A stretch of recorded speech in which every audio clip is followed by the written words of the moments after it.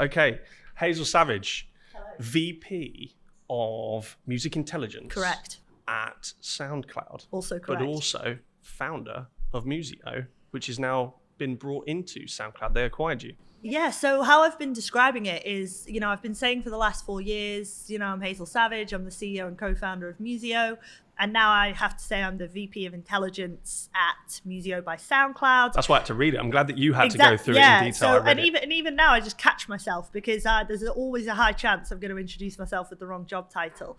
But what's interesting as well is it's kind of the same job. Right. SoundCloud acquired Musiio, but we still sell the products. The whole team are there. The brand is there. So really, for me, the day to day is pretty similar. How did that acquisition happen? And actually, before we go there, tell us about Musiio. Let's go to the very beginning, because we have a mix of audience, business leaders, people in the audio world, call center managers now. So let's go back to the beginning. Musiio is an artificial intelligence company for the music industry. And what we really have done is we've built an AI that can listen to music. So for people who aren't in the industry, you might think, why would such a thing be needed? But there are about 60,000 new songs released every day onto streaming services. And, 10 years ago, there was, when we had physical CDs and cassettes, there was about 6 a week. So there's now more music released every day than used to come out in a whole year.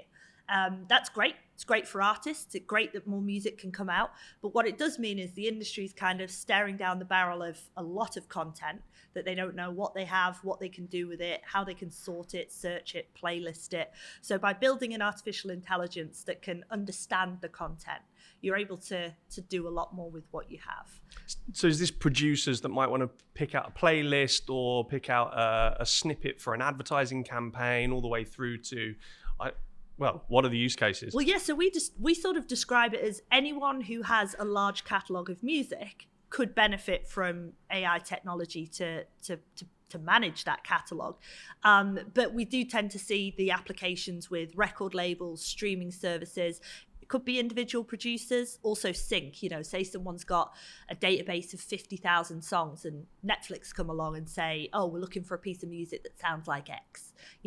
Do you start at track 1 and go to 50,000? Or could AI help you sort of look at the example track and go, here's our 10 closest matches. Human, yep, no, boom, send.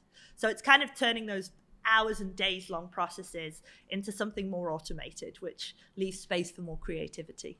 And you're helping discovery then of artists that may otherwise not be found, right? Because you're surfacing, and I guess that's why the acquisition by SoundCloud made such sense, because that's the preeminent location for independent creators, music producers, whatever, to put their content.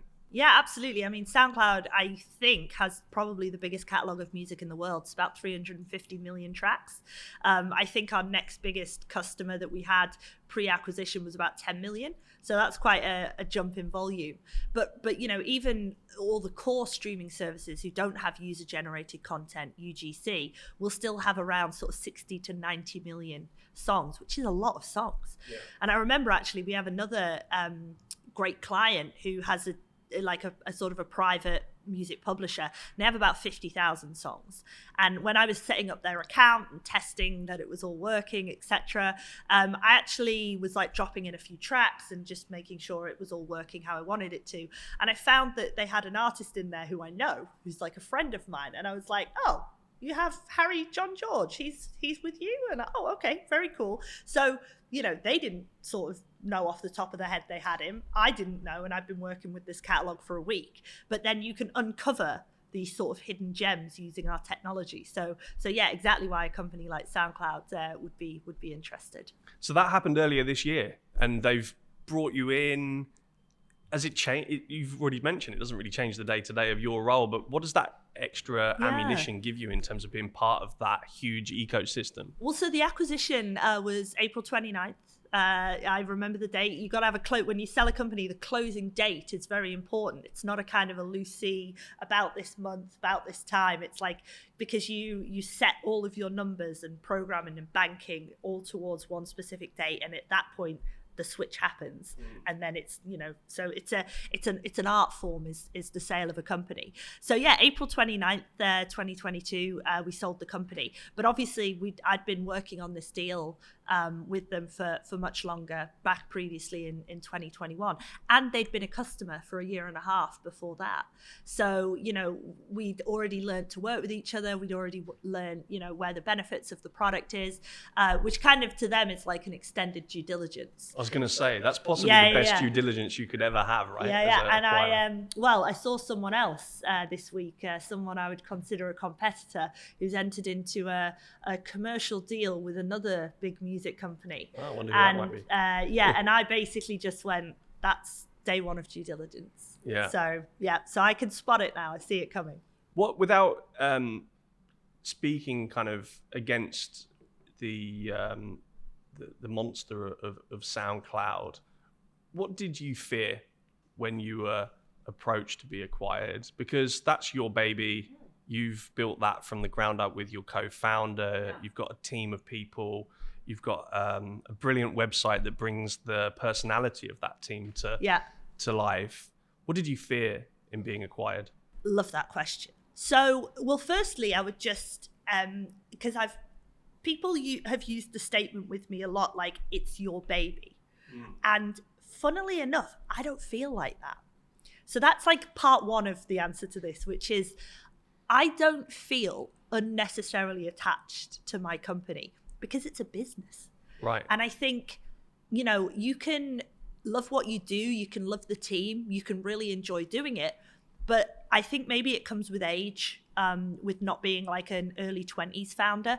You don't want to get too attached to a technology or to a company, because ultimately business is business. And if you're I was, all in for 4 years, working 12, 14 hours a day. It's not that I was never committed, but you must always understand that you exist as a human being outside of the technology. So I try to keep a healthy mindset on the company itself.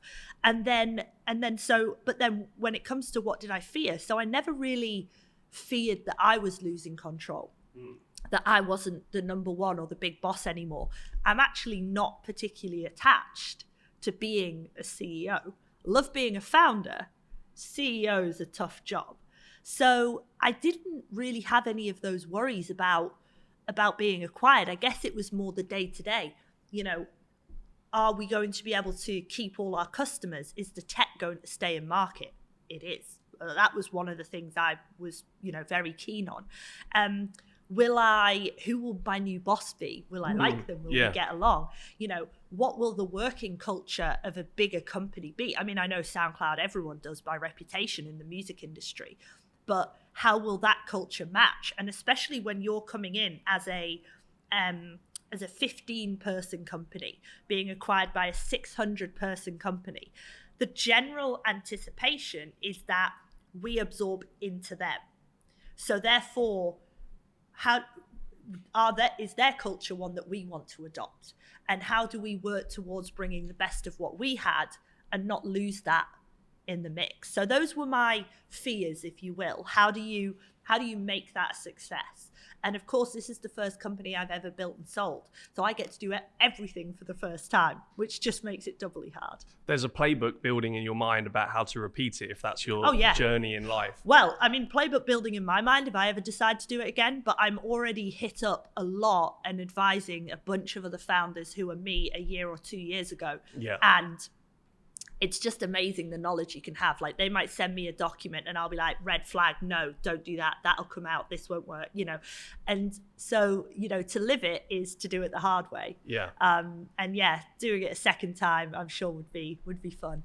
The due diligence process is two ways. So you also get to see the inside of what they're doing, particularly as they were a client. Yeah, yeah. And I think that's also quite an interesting dynamic in what happened with Musiio. And I guess the fact that you've still got your brand, you've still got your website, and we were talking before, about how the lockup might look in terms of Musiio by SoundCloud or whatever it might be, shows that they valued what you were building as a brand. So maybe rather than that emotional detachment from the from the company that you'd built is more about letting it flourish and become what its potential could be. I think you're right. I think you're completely right. And I think, I was in my career in and out of music technology in various different companies.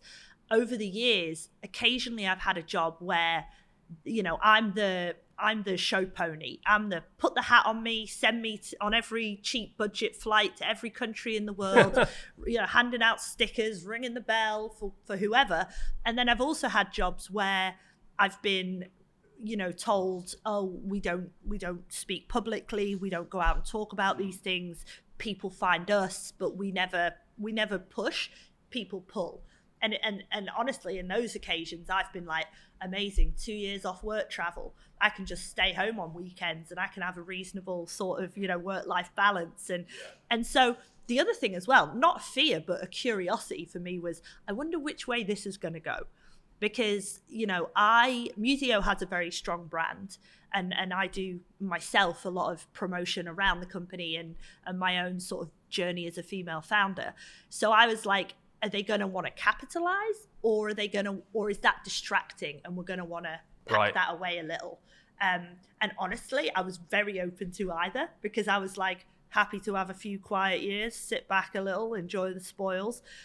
But it turned out they were like, I was going to say, on the road. Based on our research into you and everything, that's definitely not the way that they went. Out and about. And you know what? They've really loved it. And I've just had overwhelmingly great feedback they love what we do on socials. They love what we do, in interview situations, the partnerships we do with events. So yeah, we've actually gone bigger and bolder on that. So that's, which I enjoy it. So it's no hardship. I remember Jacoby and I were flying somewhere kind of early days of the company, and we still adopt this policy now, but one of our investors was messaging and said, I hope you guys are not, stuck in economy with, it's an 8-hour flight or whatever. And Jacoby replied saying, well, yeah, we are in economy until we're revenue positive. We're not spending our investors' cash on heck yes, first class flight, business class. And he replied, I'm so fucking proud of you, dude. I think as well. It's a mindset that you have to do that. Yeah, but I've got a really great relationship with the current CFO. And I think I put that down mainly to the fact that, like, I'm a northerner. And, we are, by reputation, tight with money. And I am extremely tight with money. Like, I spend it like it's my own. Yeah. It doesn't matter what it is. So, I sort of, but I also hate when I see bloat and I see, if certain companies where the policy is you must fly this airline, and that might mean it's an economy flight, but it's $800. And if you'd have flown the budget airline, it was $70. So why do you have this policy that just costs you more money and isn't even an improvement? So I'm all about getting the right cost and keeping a tight handle on the budget. I can't stop myself. I think it's interesting because I think when you're building something, there are things that you should lean into. For instance, we have a philosophy that if we're going to turn up to an event, we're going to turn up to an event. Right. And if we can't do it properly, don't do it. We're not going to do it because fair. That's just not the brand impact that we want to create. And that's paid dividends to us. But the video that will go on the screen, we can do as good a job of that in-house with the talented team than going to an expensive agency that fleece you. Yeah. And I think as well, for me, it was all about, I realized maybe in the first year of Musiio, I had to kind of refine my event strategy. And it's just me, so it's an event strategy in my mind. But what happened was I found that, because Musiio is so firmly in the music tech sphere, that if I just went to music events, like I don't know, I didn't go to Coachella, but like a Coachella or like a music festival where there's no tech part, it's all about artists and labels and stuff, people would just look at me like, well, what are you? Why are you here? And you try and explain it and there's no interest or no acknowledgement. So a pure music event doesn't land for us. And then I also tried a few events that were just like pure tech focused. So you're looking around brilliant events to all of these, don't get me wrong, your TechCrunch or Rise in Hong Kong, where it's all about the technology. And then you're trying to explain the music industry to people who are not interested. Yeah. And so I found that neither of those events lands for me. And if I go to them, I just end up explaining the other part of the business to people who aren't really motivated or interested. So the absolute sweet spot for me is it's got to be music and tech. So I'm talking Meedem, South by, Music Biz, Nylon Connect. Anywhere where those two worlds collide, there's always value. But that kind of, I learned that the hard way by going to a few events where I was like, oh, there's not a ton for me to get out of this. It does take a little while to fine tune that. It's quite interesting because we started live with, music at our, well, we still have music at our core and audio even more so fundamentally. And now in this B2B SaaS place with contact centers as a big part of our experience. And actually we go to events that are tailored to that industry. Yeah. And the attendees are customers, but also the other exhibitors are customers. Right. So it's like Perfect. 1 + 1 equals however many. Yeah, well, you've got everyone in the same room, but that's it. If but if you went to say just an event that was just purely about the hardware for this industry. Yeah, that would be less. You might get the odd one or two that kind of gets it, but it would be manufacturing and it would be factories and it would be hardware and it would be sort of procurement, and you might not get the value out of it. So distilling where the value is and where you can position yourself has just meant that I now get value out of the events that I go to, as opposed to just kind of being there going, oh yeah, nobody really knows what we do and they're not interested. So great. Yeah. So talking about prominence at events and shifting into the music industry as a whole, you were I think you were leading the panel at South by a couple of years ago, and you were talking with Oleg, the founder, one of the founders of Endel. Yeah. Now, back in 2019, they were the first AI music entity, to sign a record deal with Warner Music. Your platform is about discovery of this incredible back catalogue of, many instances, hidden artists. Yeah. What's your thought on this emergence of AI music generated, without license, for whether that's a sound bed for a YouTube video or something, more fundamental in the wellness space, like Endel are going? Where do you see that whole piece? Well, yeah, and it was incredibly fun I like to moderate a panel. So it's an art form, but it's easy. The moderator doesn't talk too much, and you make sure everyone gets a little fair chance. And you only need a couple of prompt questions. Easiest job in the world, moderating. Love it. Happy to do it any time. And what I loved when I was moderating the panel with Oleg from Endel and Mahan from Spotify was there, and there was some artists in the crowd, some agencies. It was a great panel, and it was funny because Endel had played a sample of their music just before the panel, and it was like a relaxation piece. Now, I'm a bit of a skeptic around AI generated music, but honestly, when they were playing the relaxation piece, we were all sort of heavy eyelids and chill, and I was like, oh, maybe there's something a little bit to this, and I was like, that's interesting. And what I like about Endel's model is they seem to work directly with an artist to create a soundscape. So the whole thing can be licensed up front, and there's a creativity that lives with the artist. I think Endel are one of the more interesting applications in this space. But actually, it was interesting because I remember when the press came out, Warner have signed an algorithm, and I think it reminds me a little bit of a news story we had at Musiio as well that ran in the Daily Mirror.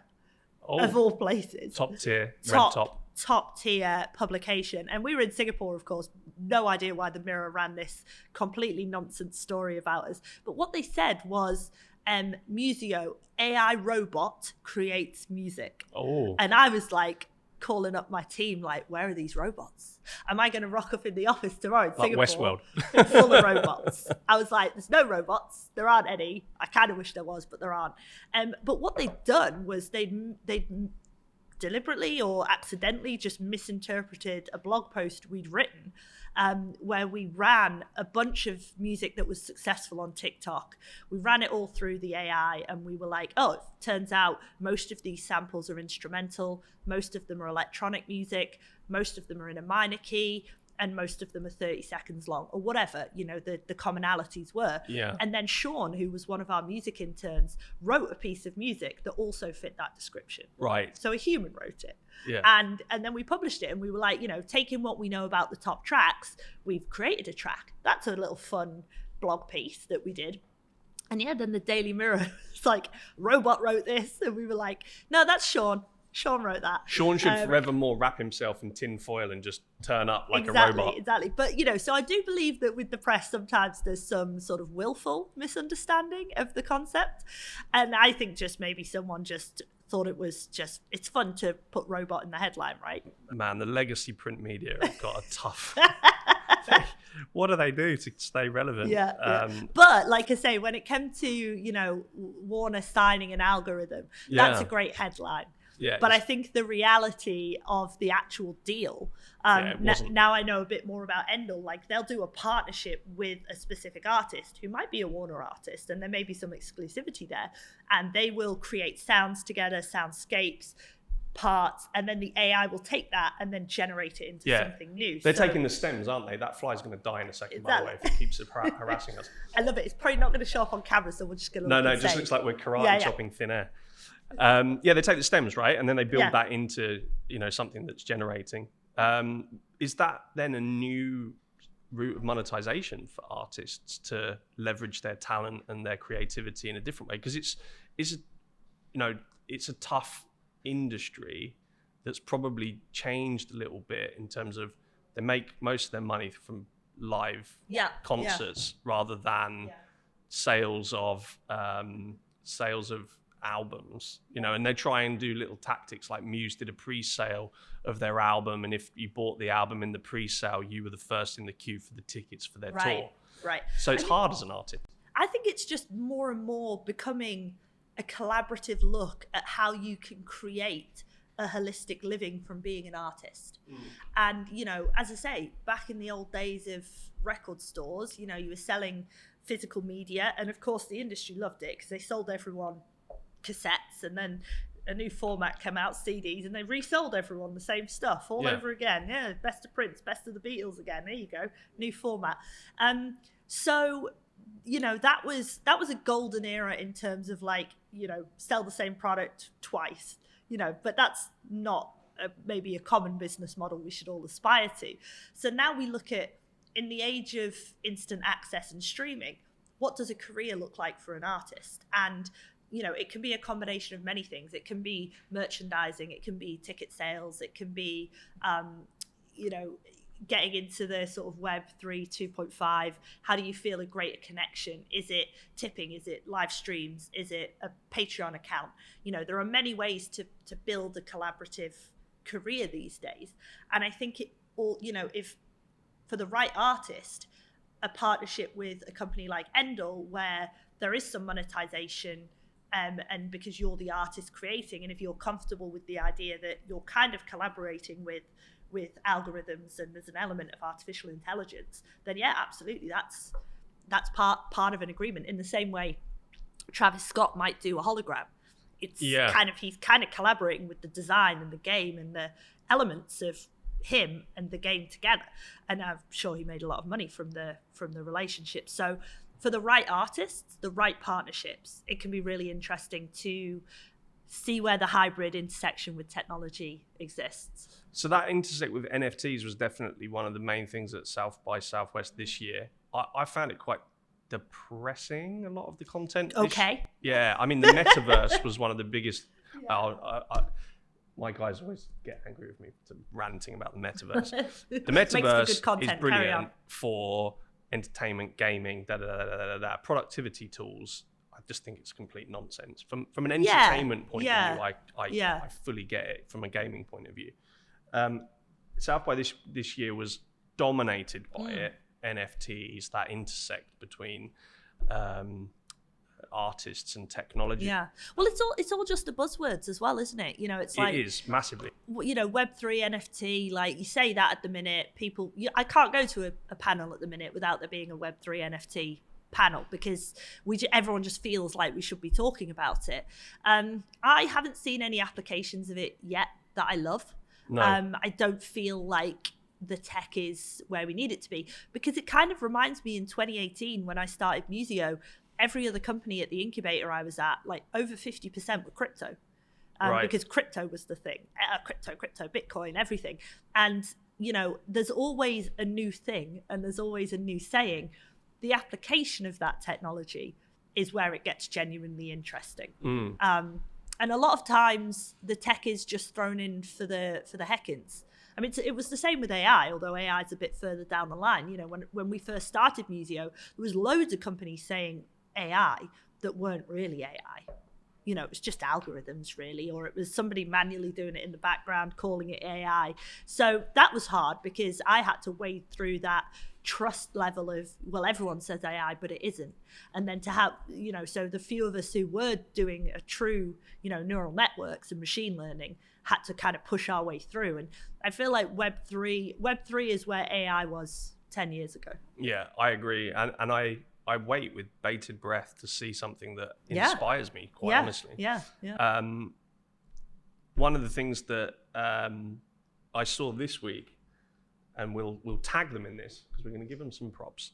The Pocket Gods, I'm not familiar with their music, but I'm going to check them out later, are selling their new album, but only one copy available on vinyl, and it's available at Empire Records in St. Albans, and they're selling it for £1 million for that single physical disc that many people say is the best format of music ever.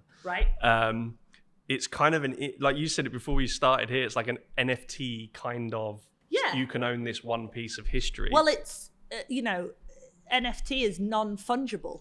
And if there's only one of them, then it can't be funged with anything else. I don't think funged is a word. We cut that out. It is now. It is now. So it kind of is got a bit of the NFT. It's playing into the exclusivity. It's playing into the scarcity market, but it's also kind of just like a crazy rock and roll fun thing to do. So I'm kind of hoping they're kind of a crazy rock and roll band. That's kind of they are. Who I'm picturing in my head, like, just flipping off the camera and just like, fuck you. And that's how who I'm hoping it is. But that's an insane amount of money, and I don't have that kind of snootage, and I don't think I know many people that do.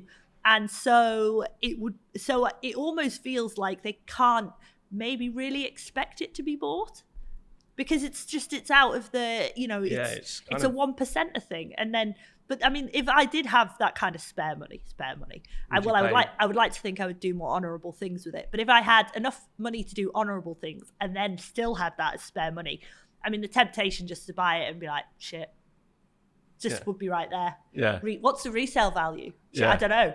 50 grand? Probably. Tenner? Don't know.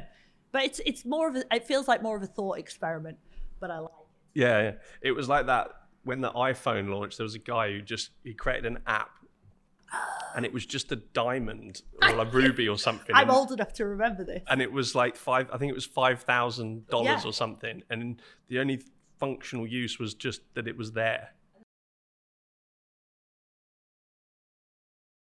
Yeah.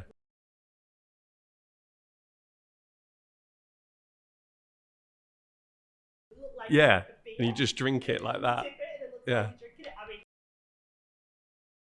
There was a cat as well you could prod, and it would just wriggle around. I missed out wriggling cat. Yeah, there was a wriggling cat, and then and people would go, look at it, iPhone, isn't it great? And then it became, wow, productivity is on a high now, because now I can flick a bit of paper in a waste paper basket. Right. Do you remember that one? I do remember that one, yeah. I do remember. Well, I actually was not a super early adopter to the smartphone.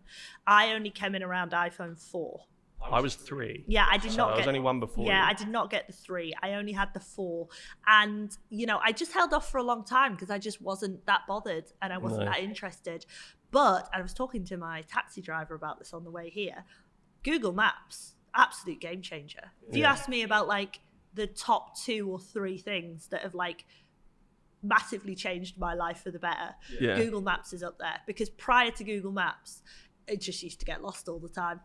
Like you didn't bring out your OS survey map. Well, I used to, when I lived in London 15 years ago, I did have an A to Z that I kept in my bag. A to Z, yeah. Kept the actual physical A to Z. Had a big one for home, and I would check before I went out, and then I had the little pocket one for course adjustments. But it was just a massive fuck on. Like, you know, it was like, and if you couldn't find somewhere, you just couldn't find it. Like, end of of the day, if you didn't turn up at your allotted time of meeting someone, you were never mind. You might never see that person again. There's a really great story. Like, I'm a huge fan of like Reeves and Mortimer, Vic Reeves. He's from Darlington as well, and the train guy, and Bob Mortimer's train guy. But there's a great story I think Vic tells about when he came down to London as a youngster, and they really wanted to go to the 100 Club. They just couldn't find it. And they asked people and no one knew. And I was like, just imagine that these days. You get to train for like 3 hours and then you just can't find the place you want to go. So you just give up. Just give up. Yeah.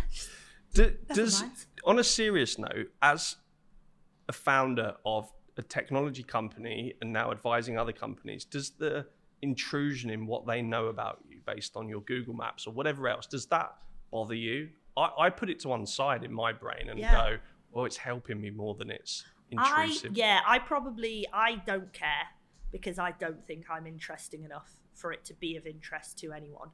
And, you know, I suppose maybe the first time ever that I got an email from Google being like, here's everywhere you've been in the last month.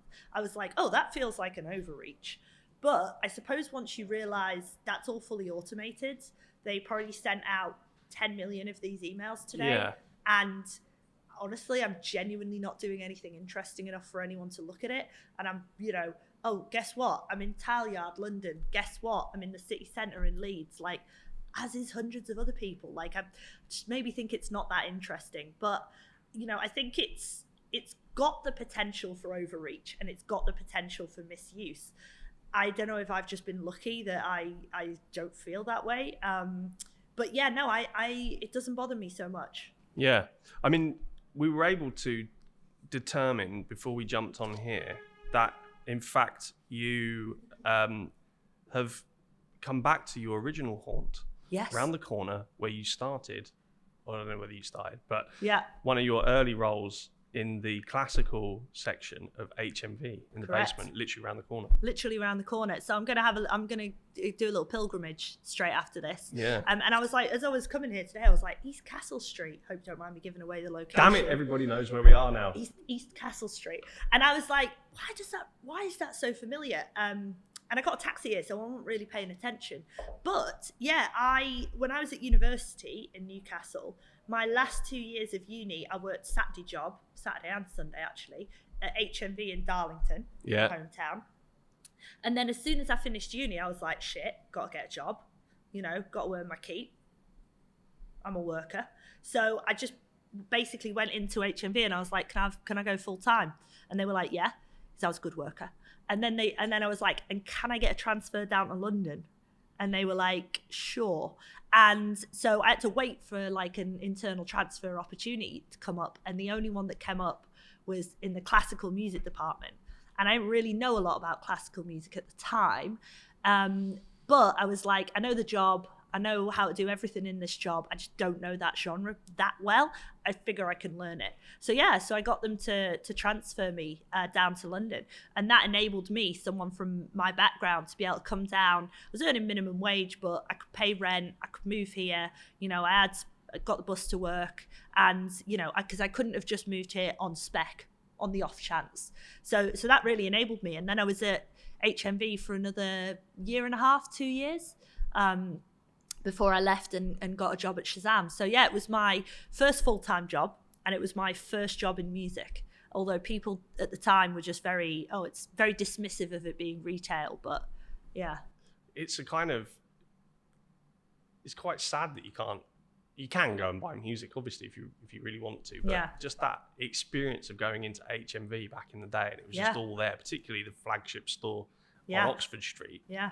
And it was just anything you wanted there in all formats available. And it was such good times. I think 150 people worked in that store. Really? It was over like 4 or 5 floors. It was huge. Yeah. And I remember it. And yeah, so I was in the basement, and even in our classical department, there was like 10 or 12 of us, you know, shift rotations. But it was an incredible experience because, you know, you were selling music, you were working in music, the type of people that worked there were music fans. Most people were in bands or DJs, and I'm still friends with people that I worked there to this day. And you know, out of the staff entrance in the back alley, you know, you could take 2 steps and you're in the pub opposite, the old goth pub. And so we just used to go there every night. You know, it was a community. It was brilliant, you know. And I kind of feel bad for anyone who doesn't get to have that experience. But I remember when I was there, people were very dismissive. Oh, it's retail. It's not real music industry. And now it's like, you know, you weren't there, man. You weren't there back in the day, man. I saw things. Yeah, you weren't there. Yeah. So then, this is kind of back to the beginning, and we're massively running out of time, but I don't care because we're going to carry on anyway. So then you went to Shazam. I still have Shazam. I use Shazam at least probably once a month. Yeah. What's that? Yeah. Was that the beginning of then the idea of, I can build a company? What was that moment, that spark to go? Yeah,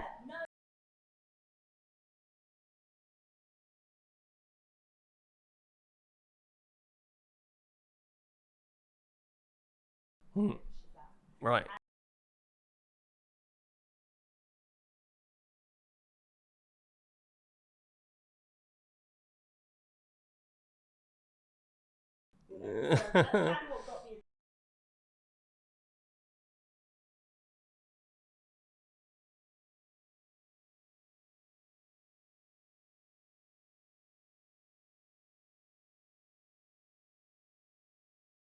Right, yeah.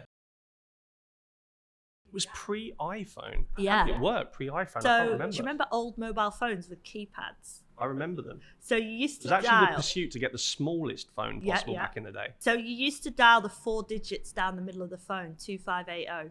So the company I joined was called Shazam, 2580. You dialed the 4 digits, and then it made a call, so it was UK only. You held the phone up 30 seconds, and then it would send you like a proper text message back with the name of the artist and the song. Oh, right. And so that was the company I joined. Oh, wow. And then it shifted to the smartphone era. And then as soon as the smartphone came around, it went from being a UK only, you know, short code phone dialing property to one of the first apps. And it just exploded. We went from like 30,000 users total to like 10 million, 15 million, boom, boom, boom, 100 million, wherever they're at now. So it was an amazing experience. And I think, like you say, it wasn't at that point that I thought, oh, I should do this. I should do a company. I was still, you know, 23 years old and playing in bands, and I was going to be a rock star, and, you know, it's just my day job. But I've taken things from every single job that I had. My understanding of how we did deals at Shazam, how we built relationships, how fingerprinting technology became legalized has all fed into what I do now. But then, you know, when I was at Pandora, there was an element of, you know, encoding music that was helpful to my journey. But I did just kind of think, I've always thought, oh, I'll do a company one day.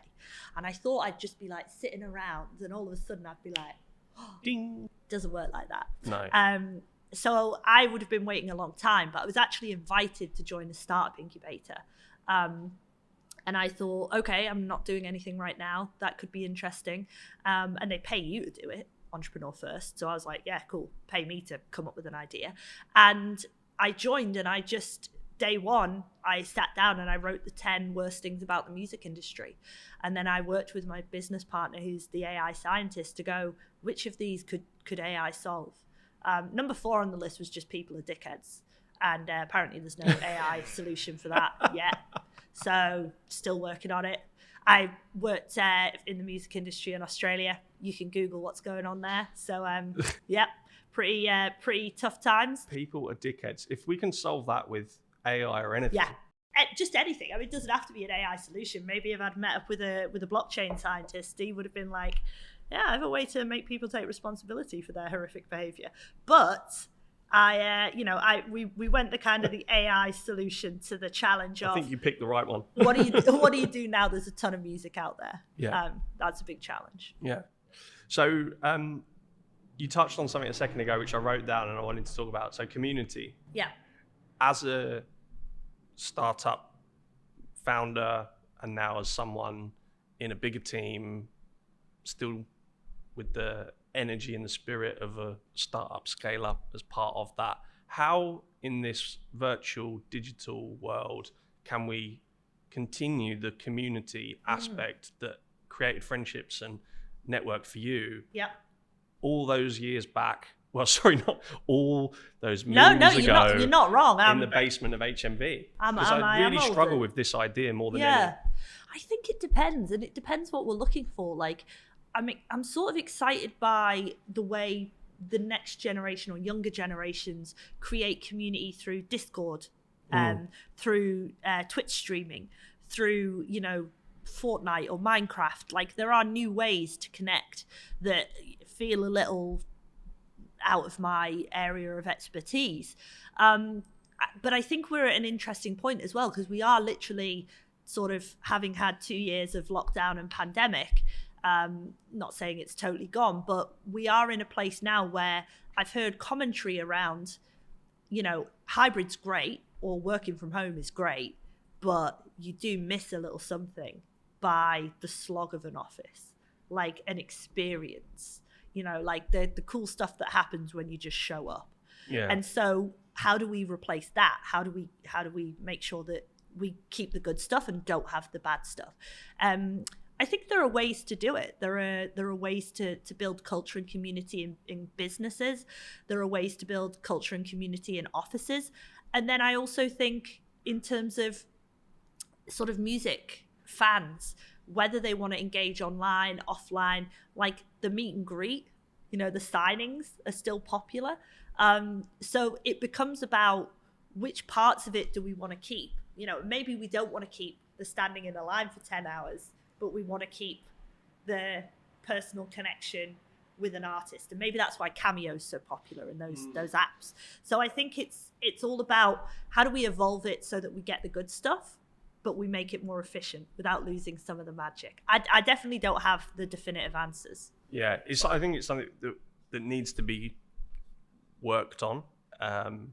Definitely taking into account different people have different patterns of working. But there is something that can't be beaten. Everybody hustling in that office, the deadline, the revenue target, whatever it might be, everyone behind it that you can't somehow recreate. Well, what I love as well, I had someone come up to me literally last month because while I was at Shazam, we were trying to put lyrics on the platform, and it was a kind of a manual ingestion process. So we hired like 2 groups of 10 people, and we had them on shift, early and late shift. And they needed somebody full time, a permanent member of staff, to be on each shift.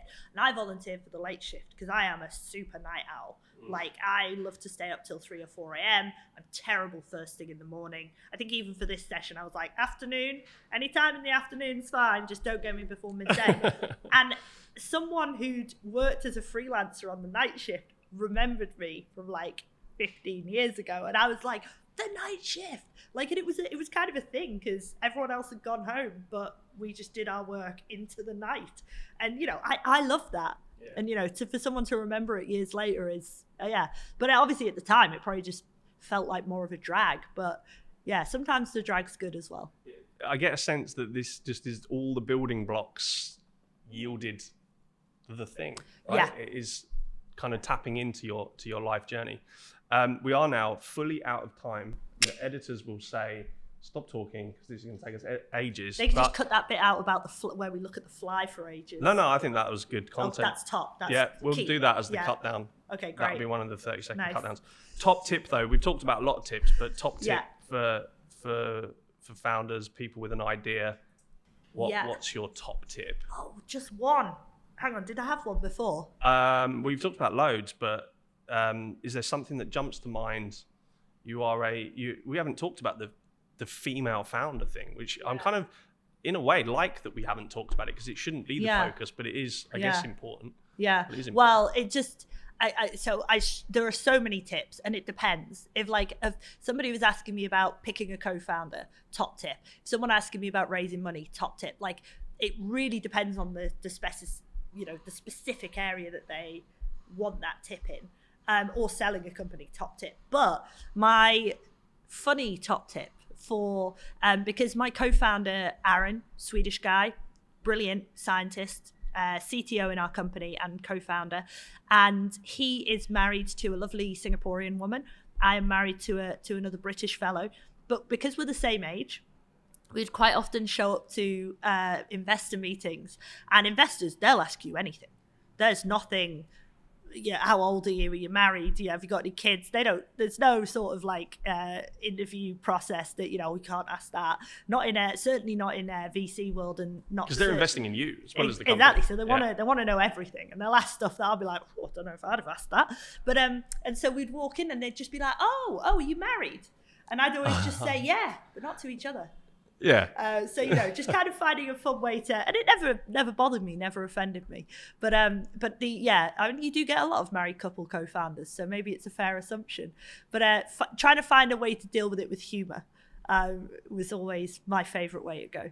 Ultimately, I think it's a great tip because you want an investor or investors that buy into you. So you shouldn't be afraid to show your personality in that moment. Yeah. Because otherwise they're going to find it out soon enough after, particularly if they're strategic and be involved. Yeah. One of my investors, I actually turned him down at the seed round, but he handled it because we were oversubscribed, but he handled it so professionally that when I was raising again, he was the first person I called. Whereas some people, when I said, sorry, we can't take your money, were just real dicks about it. And I was like, right choice. Yeah. So when I called this guy up, who I ended up saying, oh, if you want to come in, he was like, oh, I'm so glad because you and Aaron are just so weird. And I was like, I'm not weird. And he's like, you're super weird. And I was like, okay, you can. And then I was like, yeah, he's probably right. We're pretty weird. Always back the weirdo. Yeah. What great advice to leave this really great chat. I really enjoyed this, Hazel. Thank you so much. It's been fun. A lot of fun. If people want to find you, Musiio, because you advise companies and sit on some boards of different companies and things, but where can they find you first of all? Me specifically, LinkedIn's probably the best place. So you can just look up my name, Hazel Savage.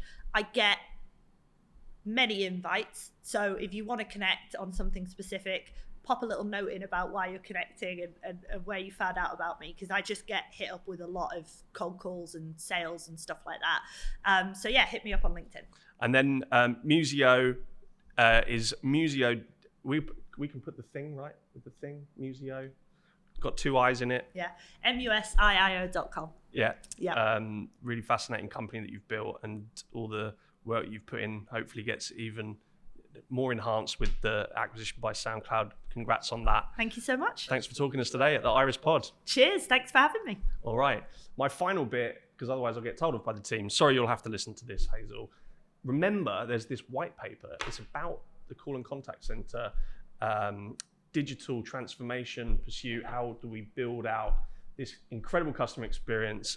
We've got some exciting news about that, which probably will be released by the time this podcast goes out, so you'll be able to read about that. I won't spoil it by saying it here. You can go and read the other thing, but you can download the white paper at iris.audio/white paper. Why do I always forget this? Yes, iris.audio/white paper. You can get that for free. We're going to be at the Call and Contact Center Expo in November, and we're also going to be at the business show where we're the headline sponsor in November as well. So you can come and see us, or as revealed by Hazel earlier, we're on East Castle Street in London, so you can just drop by. We make a good coffee. Pop in. Just pop in. All right. In. Thanks, Hazel. Thank you so much. Cheers. All right.